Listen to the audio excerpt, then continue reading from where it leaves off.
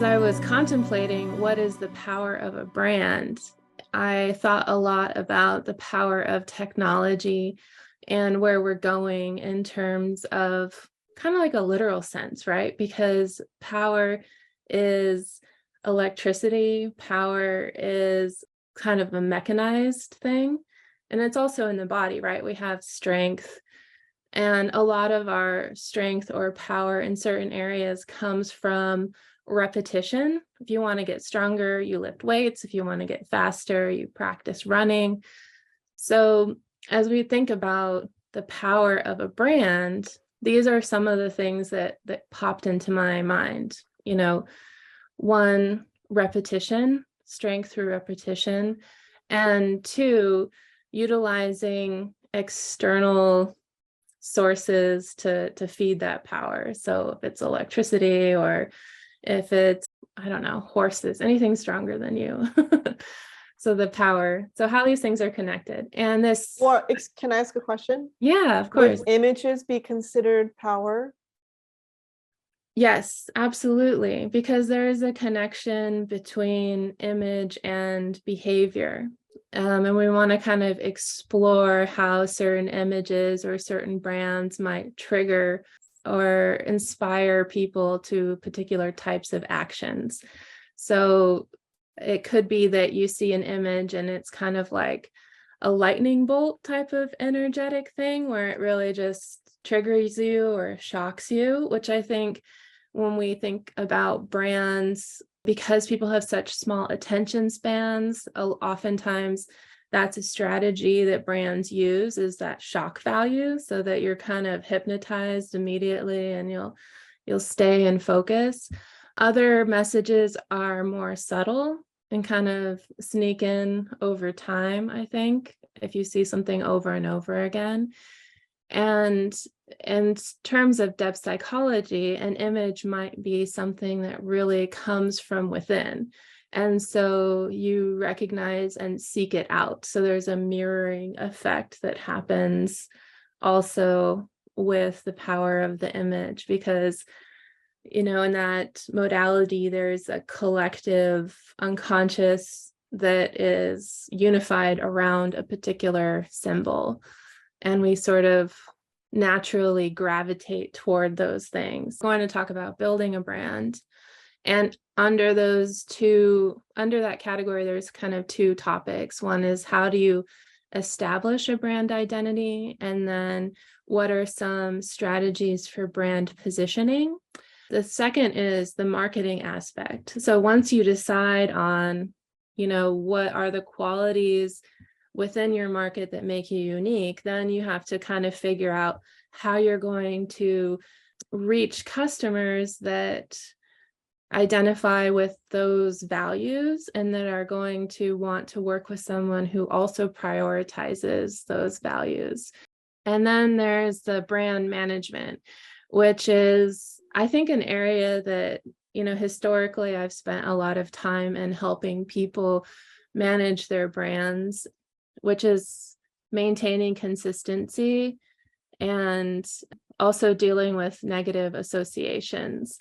So that can be a tricky thing in today's world, because if you do have lots of niche communities, you may find that your color palette or your logo has negative associations for a certain demographic or community. So, and also just over time, society's viewpoint on certain things shifts. And so we need to have a brand that is flexible enough to adapt to both technology requirements and cultural trends. And to give an example of that, it would be that, there was a period of time when people wanted really complicated logos and designs. But now, because of the internet, where we have all these tiny little avatar, like 250 pixel type graphics that show up in our web browsers, the logos have to be designed to be incredibly precise and minimalistic. So that's a stylistic trend where you would want a brand that's flexible enough to be recognizable in a tiny little snippet on the internet, as well as potentially like a billboard or large sign. So that creates a lot more work for the creative team to figure out how to have an identity that's both consistent and flexible enough to meet cultural and technical requirements. And that's, I think, challenging for organizations, and leads to brands that are very minimalistic in order to reach those goals. And as a creative person, I have my own ideas about how we can make brands more alive in a sense. And that's one of the things I try and focus on, is creating a slightly different tone to a professional environment, which is more flexible and playful, to counteract some of the frustrations of emerging technology in general. So I feel like I have my own opinion about what type of environment creates the best possible outcome for creative work. And that is reducing pressure and leaving more room for play. So that, for example, when you run into an experience of like technology not working because it's broken, which might happen frequently in a lot of channels nowadays, where things just break down because technology is just not working for whatever reason, that rather than it being a high risk or high stakes scenario that stresses everyone out, that it's an opportunity for play and an opportunity to gather with people and to have a more enjoyable experience.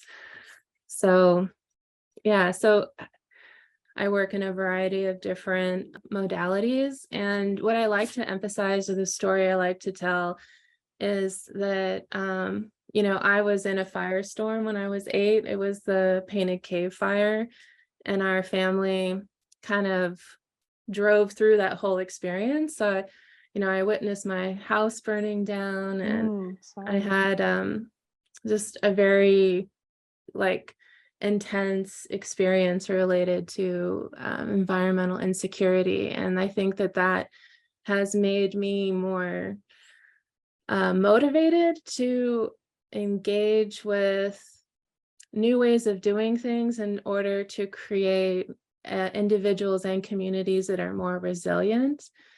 And yeah, so I have some opinions about what makes individuals and communities resilient, and the focus on the home as the body, and the focus on our own psychological growth, emotional maturity, ability to have self-knowledge, so that when we are confronted with challenges, that we can both individually and collectively use these moments of transition as opportunities for improvement, is something that I see. It's always an opportunity whenever there's change.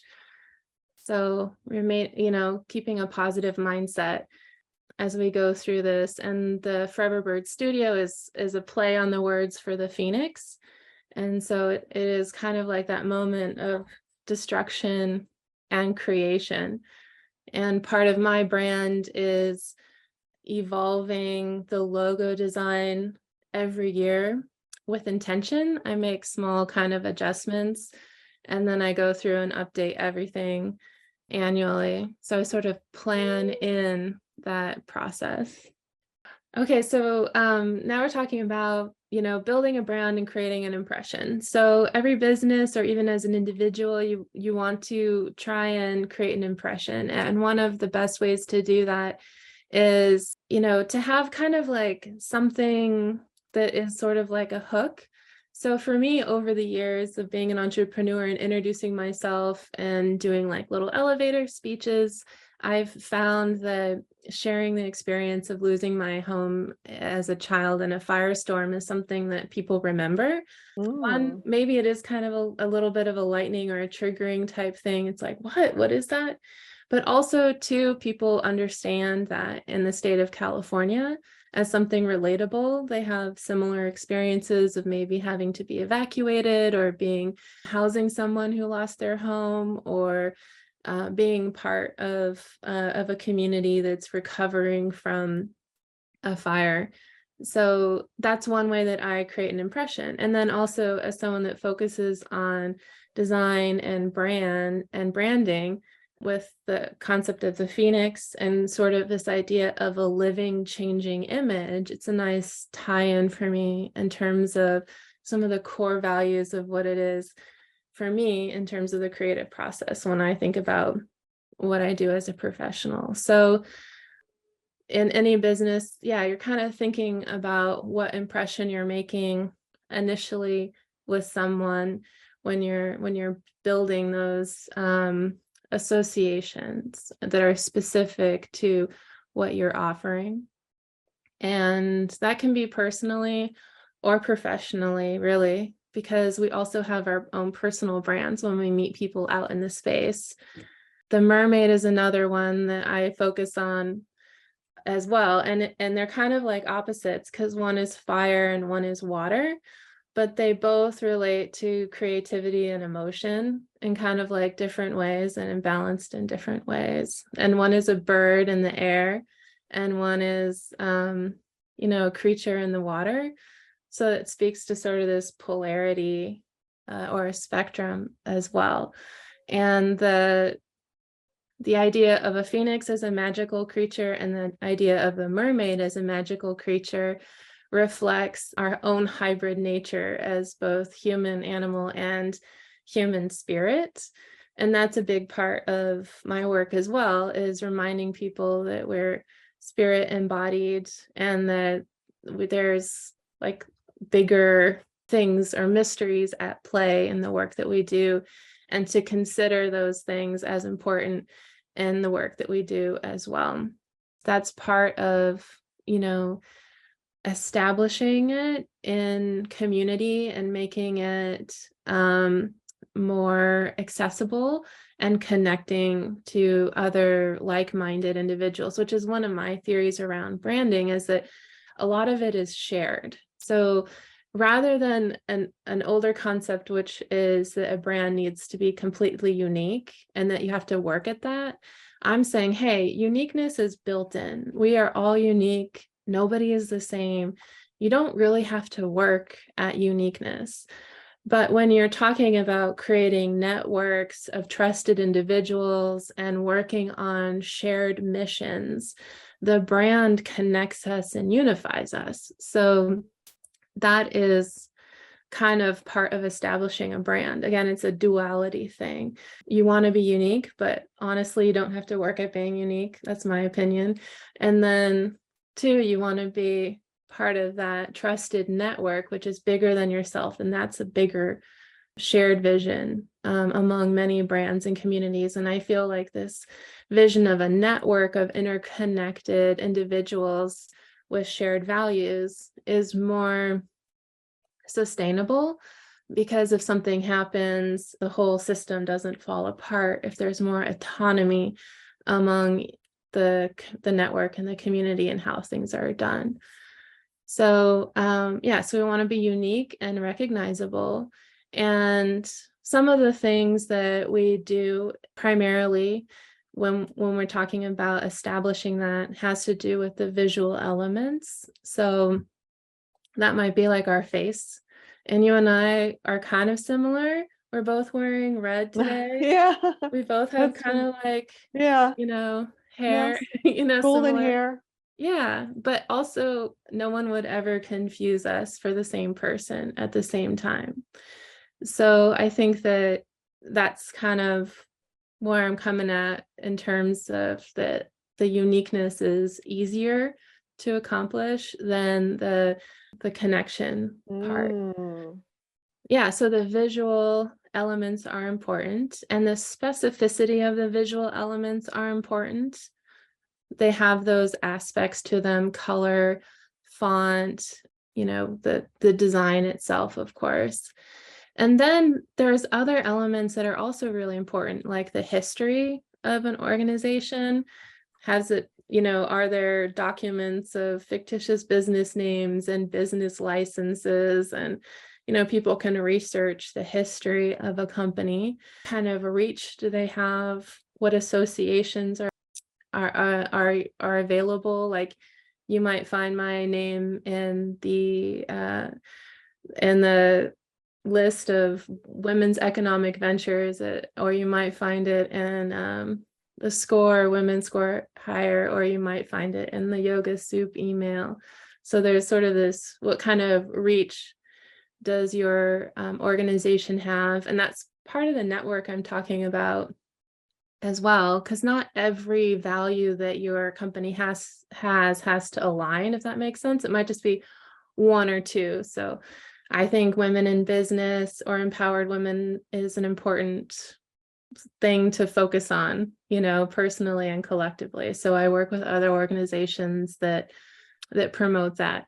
I think health is really important and spirituality is really important. So I work with Yoga Soup and other organizations that promote those things as well. So they don't always have to be 100% aligned. It might just be 25 or 50%. But yeah, so the reach. And then there's also the different channels. So like I might sell tarot cards at Yoga Soup. I might do online event webinars for anyone. I might go to conferences or travel. So there's various channels or ways that I'm getting information out there. It's not always just potentially one thing. And that's because some channels lend themselves more to a certain type of product or service. And it's easier to reach an audience if you create a product or service that fits within that channel, if it makes sense. Mhm. Are you speaking of Twitter as well? Yeah, Twitter, or I would consider social media or digital media to be its own channel. And then Twitter is one aspect of that. Mm. If you're thinking of, channels, and you can sell products online through social media directly if you have an e-commerce platform, and people can purchase things online. So setting up those channels and making that possible is part of it. And then the other one would be a brick and mortar store where people can walk into a particular location and see something. And then we also have reputation and reviews. So specifically with everything that's online, it's pretty easy for there to be like a legacy of reviews, and for there to be a reputation that's generated online for each brand. So that's part of establishing an identity, all those different elements. And then I put in a slide here just talking about graphic design, since that's what I focus on. And it's saying here that it's about projecting visual communications intended to transmit specific messages to social groups with specific objectives. And so this is kind of where it's like a branch from fine art. So with fine art or the tarot reading or that aspect, when you're looking at something that's creative and artistic, it's more expansive in its attempt to communicate. There's really no wrong answer. And when you talk about how it motivates an individual, it can be kind of a spectrum of responses, from I really like it to I really don't like it. To I didn't even see it or I didn't notice it. And all of those are okay within the fine art creative realm, because there isn't any other goal other than to present an opportunity for more self-knowing through the observation of what someone else has contributed with their soul work, if that makes sense, versus the objectives in a professional environment where the organization or the individual does have very specific objectives and goals. So sometimes this becomes kind of challenging for me because they're a bit like competing priorities. And I think that when you are managing a brand or thinking about the power of brand, this is an important distinction. And the thing that makes it possible or not possible is the clarity of the goal that's in mind and the specificity of the goal. So without a specific goal in mind, then it kind of defaults to a research mode, if that makes sense, where you're just gonna discover by doing. And that's also a great approach to learning, is just learn by doing. And if you're doing anything new or innovative, because there are no steps to follow, that is sort of the only way to go, because you just have a hypothesis about how you're going to achieve your goal, and then you try it and you either succeed or fail, but you learn along the process. So goals really matter a lot when it comes to figuring out how the brand is going to function in terms of achieving that goal. Does that make sense? So there's a lot of details all I'm trying to say. Yeah, totally. Your lead-in for the branding thing said, come with a mission in mind. And it makes sense too, as we look at some of these slides and going on to this idea of brand positioning. So you're standing out from the crowd. How do you go about achieving that goal? Because it's not just about what you say, it's also about what you do. A strategy of creating an emotional connection with your customers by aligning your brand with their values and their aspirations. So identify your target audience, determine who your ideal customer is and what their needs are and what their preferences are. Conducting market research. Again, some of these things, it's way easier to do if you're in an existing market as opposed to doing something that's innovative or doesn't exist. That's a lesson I learned on my own, that having the ability to do research from existing things is really important when you're planning your own projects and to inform your decisions. Define your brand personality in terms of values, which you have done. And that's one thing as a designer, I'm always interested is in understanding the tone and the style, and those words that you used are the core of what gets connected, because like I said, colors and styles kind of shift and change. So those words or values are the central focus around which the other things can morph and shift a little bit to make sure that the audience identifies with the core values and it's not misdirected by something strange, which you never really know. I've only come about that as an issue when dealing with international projects where a brand in the United States is perfectly fine, but in another country, the color or the shape has a different association that makes it undesirable, and then you have to shift it a little bit. Develop your unique selling proposition, what sets you apart. We've talked about that. And then your brand positioning statement, which you shared with the mission and how it differs from your competitors. Okay, so brand marketing, we're kind of shifting gears here from, establishing a brand to marketing. And this is a strategy for targeting your audience and something that they can recognize. And so the slogans that we're discussing are talking about, these are the things that you can kind of test and see what resonates. And when we're talking about doing, say, digital marketing, one of the things that people like about that is that you can put in a variety of different titles or slogans and images and then do testing to see which one performs better. The only difficult thing about that is that it can be incredibly expensive for an organization because advertising is a lot of dollars.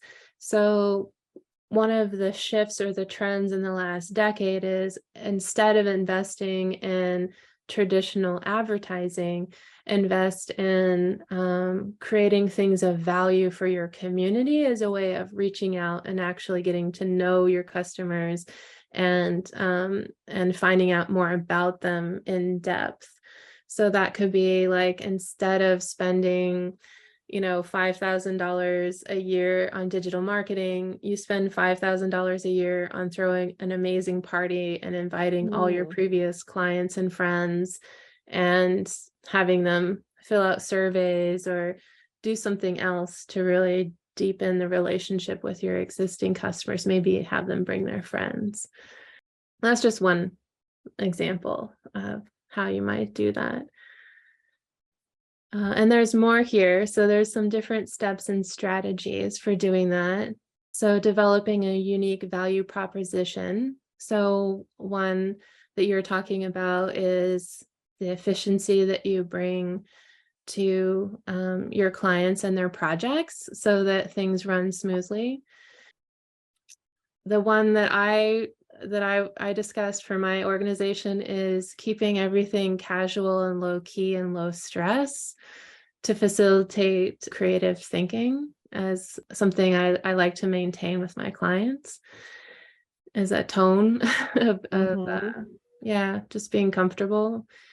Then creating an engaging brand story. So why you created your company, how you created your company, who you are, that's part of the story of the brand, what you've accomplished, those types of things. And that brand story is kind of interesting. So for me, I disclose that one of the reasons I'm approaching life in a unique way has to do with my unique experiences and some of my goals. So maybe some of the things I do are harder and my values might be a little bit different, and that's part of my story, and that's part of my brand story and what makes it memorable and unique.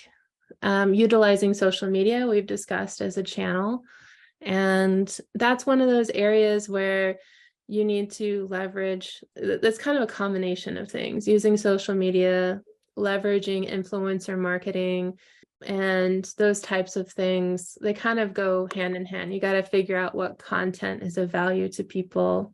So tarot reading is one of the things that I do as for utilizing social media and doing influencer marketing, because it felt like it was more of a fit with the space for me than the graphic design tutorials and information for me personally. Then there's utilizing your testimonials, hosting events, which I discussed, investing in content marketing. That's part of the going along with digital trends, and running promotional campaigns. And one of the caveats I have to promotional campaigns is a lot of people who have done research on motivation say that giving people discounts in the end demotivates them. So I think when you're doing promotional campaigns, the best strategy is to have an unexpected bonus type scenario so that people that do receive something stay motivated. And there's different literature about motivation that's coming out now, and there's a lot of really exciting changes happening in the workplaces, I think, based on information about motivation, what keeps people motivated. How to target audiences through branding. Targeting audiences through branding involves understanding the needs and wants of your target audience. To do this, start by researching the demographics and psychographics of the audience you are trying to reach. This could include researching their needs, interests, values, and lifestyle. Once you better understand your target audience, you can craft your message to connect with them. You can use this understanding to create content that resonates with them and create visuals that are attractive and meaningful to them. Additionally, you can use online and offline influencers to help spread your message and engage with your target audience. Finally, ensure you are connected with your messaging and visuals across all channels. Ensure you are consistent with your messaging and visuals across all channels to ensure your brand is recognizable and memorable. So like so many things, it's all about the details. How do you research demographics?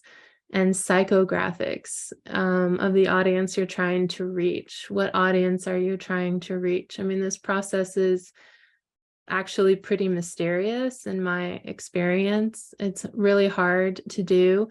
And starting with yourself is a great way to kind of get a direction. And it speaks again with that alignment and authenticity that I think is really important to have at the core of any brand or organization. Because when we're talking about charismatic leadership and company direction and brand direction, there has to be a core of authenticity right at the top of the leadership in any company. So I feel like, you know, while it's true that understanding your target audience is really important, leadership is also a really strong factor in creating alignment within the organization and with the customers. So this picture here says mission on the top, and then vision and core values. So we're definitely thinking very high level in this presentation about what a brand is and what the power of a brand is. And oftentimes that resonates with a particular individual. So in some of the examples of really successful campaigns, I think there's also individuals or leadership qualities associated with the words. So, you know, Apple's Think Different, and then the life of Steve Jobs is kind of, they're sort of intertwined in the history of that company and in the words or the slogans Think Different. Or Nike's Just Do It. They often work with, you know, really famous athletes. And so there's a connection between the leadership of an individual, the brand, and then the successful marketing campaign or slogan that was created to promote the product or service. So in the management is monitoring and responding to any negative brand associations or feedback from customers. That's really essential. And that's one of the things that is one of the joys of the work that I do, and also one of the challenges is, you know, we get a certain amount of feedback from people. And in my industry, it's like, I don't understand what you do. I don't understand, what do you do? What are your products? What are your services? And it's like, well, creativity is by its nature mysterious and undefined. So I can't really define the results of a creative process, and being confused and engaging with the mystery is part of what it is that I'm doing. So my brand is kind of tricky in that sense, that I'm embracing that element of change and mystery and confusion and trying to make it a safe space at the same time. I see that in your brand. Oh, that's awesome. I've been working really hard on that for a long time. A lot of subtle little tweaks trying to get that workflow smoothed out as much as possible. Okay, this slide here is a quick checklist. Yeah, checklist. that'll be good. Yeah. And again, it's very kind of repetitive, but I go through, like I said, with my organization, I do this every year as a way of keeping track of what's going on, because things change, and it's also just nice to revisit. So the power of branding and the effects of what it is that I'm doing, I find once a year that it's a good time. Maintaining consistency is an important thing on the list here, and that's part of it. When you see everything every year, for me, it gives me a sense of what's hard work and what's easy, and then doing something every year creates a process, and anytime the process is clear, I think maintaining consistency becomes more clear because there is a process. So that's another reason why I advocate for sort of an annual review with a branding, is because that is part of consistency, is the frequency in which you revisit those things. So a bigger organization or company probably maybe wants to do it every 6 months or every 3 months, depending on how often they're doing brand, like unique campaigns or initiatives, you know. So, but for me, once a year is enough. I'm not doing too many things simultaneously. And then dealing with the negative brand associations, which we've touched on. And there's a nice metaphor for this, dealing with negativity, which is getting like dirt in a glass of water. You can focus on getting all the dirt out, but as you try and scoop out the dirt, you also scoop out the water. So the best way is just to pour lots of clean, fresh water into the existing glass and let it kind of overflow and clean itself out. And that's essentially the strategy here, which is the most effective way to deal with it is just do more positive things and more good things. So add more good things to the mix. And of course, addressing the negative, but with positive associations. And that's pretty much it. That's the conclusion. Okay. And yeah. And then yeah, talking about what I do, which is having appointments the next day, like a 24-hour type of thing, or doing a project related quote, and then these types of events which you're joining today, these short online ones.